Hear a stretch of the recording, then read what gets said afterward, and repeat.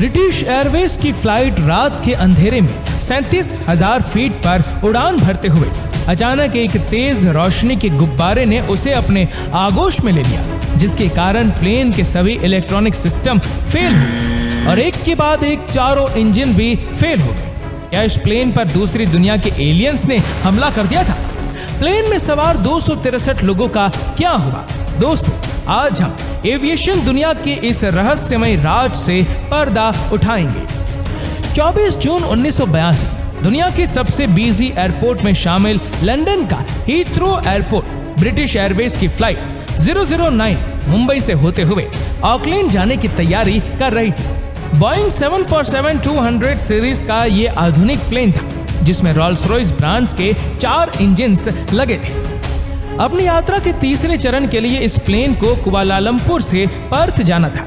यात्रा के चरण को पूरा करने के लिए प्लेन में नए पायलट्स और क्रू मेंबर्स को नियुक्त किया गया था। यहां से प्लेन उड़ाने की जिम्मेदारी 41 वर्षीय एरिक हेनरी मूडी, 32 वर्षीय senior first officer Roger Gripps और 40 वर्षीय senior officer Barry Townley Freeman की थी।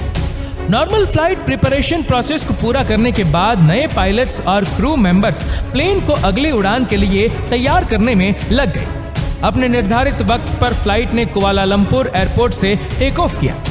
एयर ट्रैफिक कंट्रोल टावर द्वारा बताए गए रूट को फॉलो करते हुए लगभग प्लेन 37,000 फीट की ऊंचाई पर पहुंच गया और पायलट ने प्लेन को ऑटो मोड पर डाल दिया।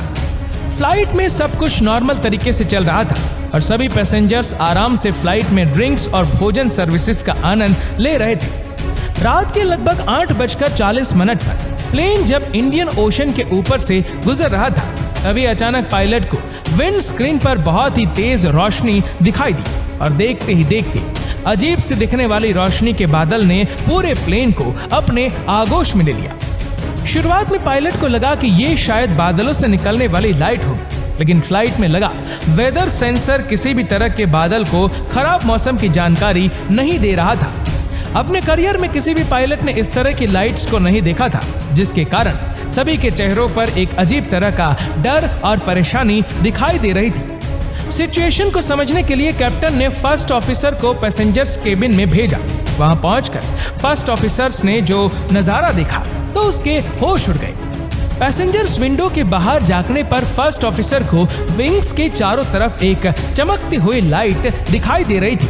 ऐसा लग रहा था मानो प्लेन पर एलियंस ने हमला कर दिया हो और प्लेन को अपने काबू में ले लिया हो। इंजन से भी अजीब तरह की रोशनी और चमकीला धुआं निकल रहा था। वैसा ही धुआं धीरे धीरे पैसेंजर्स के केबिन में भी आने लगा और देखते ही देखते पूरा प्लेन एक अजीब से धुएं और स्मेल से भर गया, जिसके कारण पैसेंजर्स में बहुत ज्यादा घबराहट होने लगी। पायलट भी इस अजीब सी लाइट्स और धुएं को समझने की कोशिश कर ही रहे थे कि तभी अचानक फ्लाइट इंजीनियर घबरा कर कहता है कि इंजन नंबर 1 बंद हो गया है। कैप्टन ने तुरंत ही फ्लाइट इंजीनियर को फेल इंजन को रिस्टार्ट करने के लिए कहा। इसके पहले कि फ्लाइट इंजीनियर इंजन नंबर 1 को रिस्टार्ट कर पाता, तभी अचानक इंजन नंबर 2, 3 और 4 भी फेल हो गए। ये सब देखते ही फर्स्ट ऑफिसर ने तुरंत मैडे कॉल कर दिया, जिसका मतलब था कि अब प्लेन कभी भी क्रैश हो सकता है। चारों इंजन से अजीब तरह की लाइट और आग की लपटें निकल रही थी, जिन्हें देखकर पैसेंजर्स के बीच में दहशत और घबराहट इस कदर बढ़ गई कि उन्होंने अपने दोस्तों और रिश्तेदारों के लिए आखिरी खत लिखना शुरू कर दिया। पायलट अभी भी इंजन को रिस्टार्ट करने की लगातार कोशिश कर रहे थे, ताकि चारों में से कोई एक इंजन भी रिस्टार्ट हो जाए तो किसी तरह प्लेन को उड़ाया जा सकता है। लेकिन कहते हैं ना कि मुसीबत कभी अकेले नहीं आती, और वही इस प्लेन के साथ भी हुआ। पायलट सभी भी इंजन को रिस्टार्ट करने की कोशिश कर रहे थे कि अचानक से प्लेन के सभी इलेक्ट्रॉनिक सेंसर्स और सिस्टम बंद हो गए। प्लेन के चारों इंजन और ऑक्सिलरी पावर यूनिट के फेल होते इंजन में ऑक्सीजन का दबाव कम हो गया, जिसके कारण केबिन में ऑक्सीजन मास्क लटकने लगे ताकि पैसेंजर्स और क्रू को सांस लेने के लिए ऑक्सीजन मिल सके। अचानक आई इन सब मुसीबतों से पायलट्स भी काफी घबरा गए थे, लेकिन थोड़ी ही देर बाद पायलट ने अपने आप को संभालते हुए फिर से सिचुएशन को संभालने की कोशिश की। बिना इंजन पावर के प्लेन अब 37,000 फीट से 26,000 फीट पर आ गया था। बिना इंजन प्लेन ग्लाइड करते हुए आगे तो बढ़ रहा था, लेकिन उससे कहीं ज्यादा स्पीड से वह नीचे आ रहा था। अब कैप्टन की सबसे बड़ी कोशिश ये थी कि किसी भी तरह प्लेन को ग्लाइड करते हुए नजदीक के किसी एयरपोर्ट पर लैंड करा दिया जाए। उस वक्त सबसे नजदीक जकार्ता इंटरनेशनल एयरपोर्ट था। प्लेन की हाइट और स्पीड को कैलकुलेट करके कप्तान ये जानने की कोशिश करने लगे कि बिना इंजन के प्लेन कितनी दूर जा सकता है। यहाँ हम आपको बताना चाहेंगे कि इस प्लेन की ग्लाइड रेशियो 15.1 थी, जिसका मतलब था कि अगर प्लेन 15 मीटर आगे की तरफ जाएगा तो 1 मीटर नीचे की तरफ आएगा।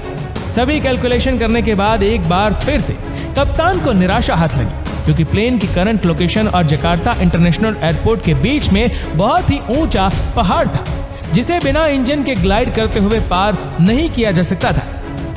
कप्तान ने को पायलट और फ्लाइट इंजीनियर को ब्रीफ करते हुए कहा कि अब हमारे पास रिस्क लेने के अलावा कोई और दूसरा ऑप्शन नहीं है।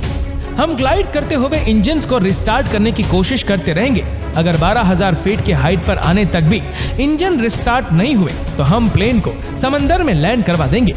कप्तान ने पैसेंजर कैबिन में अनाउंसमेंट करते हुए कहा कि मैं आपका कैप्टन बोल रहा हूँ, प्लेन के इंजन में कुछ खराबी आ गई है और हम लोग उसे ठीक करने की कोशिश कर रहे हैं। आप सबसे अनुरोध है कि हिम्मत से काम लेते हुए शांति बनाए रखें। पैसेंजर सब अपनी आंखें बंद करके भगवान को याद करने लगे। सभी को अभी भी किसी चमत्कार की आशा थी कि प्लेन सही सलामत लैंड कर जाए। इसी के साथ केबिन क्रू भी प्लेन को समंदर में लैंड कराने की तैयारी करने लगा। धीरे धीरे ग्लाइड करते हुए प्लेन अब नीचे आने लगा और जैसे जैसे प्लेन नीचे आता जा रहा था वो अजीब रोशनी भी कम होती जा रही थी। 13,000 फीट पर आते आते वो अजीब रोशनी बिल्कुल गायब हो चुकी थी। प्लान के मुताबिक फ्लाइट इंजीनियर ने आखिरी बार इंजन को रिस्टार्ट करने की कोशिश की तो एक चमत्कार हुआ और अचानक से सभी इंजन्स रिस्टार्ट हो गए। सभी इंजन के स्टार्ट होते ही प्लेन ऊपर उड़ने लगा और उस पहाड़ के ऊपर से आराम से गुजर गया। सभी इंजन के स्टार्ट होते ही कप्तान को लगा कि अब सब ठीक हो गया है और कप्तान प्लेन को फिर से उसके निर्धारित हाइट 37,000 फीट पर ले जाने लगे। लेकिन जैसे जैसे प्लेन ऊपर जाने लगा वो अजीब सी रोशनी धीरे धीरे वापस बढ़ने लगी और प्लेन के इंजन फिर से वार्निंग देने लगे। ये देखते ही देखते कैप्टन ने प्लेन की हाइट को कम करके उसे 12,000 फीट पर फिक्स कर दिया, जहां फिर से वो अजीब लाइट खत्म हो गई और इंजन्स वापस काम करने लगे। कप्तान अब कोई रिस्क नहीं लेना चाहते थे और उन्होंने प्लेन को जकार्ता एयरपोर्ट पर लैंड करने की तैयारी शुरू कर दी। लेकिन अभी भी एक मुसीबत बाकी थी। उस अजीब लाइट के कारण प्लेन की विंड स्क्रीन एकदम धुंधली हो गई थी, जिसके कारण कुछ भी देख पाना नामुमकिन हो गया था। शुरुआत में पायलट ILS सिस्टम को यूज करके ऑटो लैंडिंग करवाना चाहते थे, लेकिन बदकिस्मती से उस दिन एयरपोर्ट पर ILS लैंडिंग सिस्टम काम नहीं कर रहा था। अब पायलट के पास एक ही रास्ता था कि वह ट्रैफिक कंट्रोलर और फ्लाइट इंस्ट्रूमेंट के सहारे ही अंदाजा लगाकर लैंडिंग करे। पायलट की सूझबूझ और हिम्मत के कारण फाइनली प्लेन ने सही सलामत एयरपोर्ट पर लैंड कर लिया। तब जाकर सबकी जान में जान आई। ये किसी चमत्कार से कम नहीं था कि 37,000 फीट पर चारों इंजन और सभी सिस्टम फेल हो जाने के बाद भी पायलट एयरप्लेन की सही सलामत लैंडिंग करवा पाए और किसी को खरोच तक नहीं आई। दोस्तों, अपनी सूझबूझ और हिम्मत के लिए पायलट्स और फ्लाइट क्रू को बहुत से पुरस्कारों से सम्मानित किया गया। जब इस दुर्घटना के बाद प्लेन की जांच की गई तो पाया गया कि पूरे प्लेन पर छोटे छोटे नुकीले पत्थर से रगड़ने जैसे निशान हैं। ऐसे ही निशान प्लेन की विंडस्क्रीन पर भी थे, जिसके कारण विंडस्क्रीन धुंधली हो गई थी। प्लेन पर पाए गए पार्टिकल्स की जांच करने के बाद पता चला कि ये वॉल्केनिक ऐश के पार्टिकल हैं। इस जानकारी के बाद दुर्घटना से रहस्यों का पर्दा उठता चला गया। खोजबीन करने पर पता चला कि जकार्ता की पहाड़ियों में एक वॉल्केनो में विस्फोट के बाद लावा और धुआं निकल रहा था। इस वॉल्केनिक में सैंड डस्ट और माइक्रोसल्फाइड पार्टिकल्स बहुत ज्यादा मात्रा में उपलब्ध थे। यही सैंड डस्ट और माइक्रोसल्फाइड पार्टिकल्स हवा के साथ साथ 37,000 फीट की ऊंचाई पर पहुंच गए थे। इसीलिए प्लेन का वेदर रडार सिस्टम भी इन्हें डिटेक्ट नहीं कर पाया। यही पार्टिकल्स प्लेन की बॉडी और विंड स्क्रीन से टकराकर फ्लैश लाइट इफेक्ट प्रोड्यूस कर रहे थे। इस दुर्घटना के बाद इस एयर रूट को बंद कर दिया गया और एरिया के आसपास सभी वॉल्केनो को रेगुलरली मॉनिटर किया गया ताकि इस तरह का हादसा फिर से ना हो।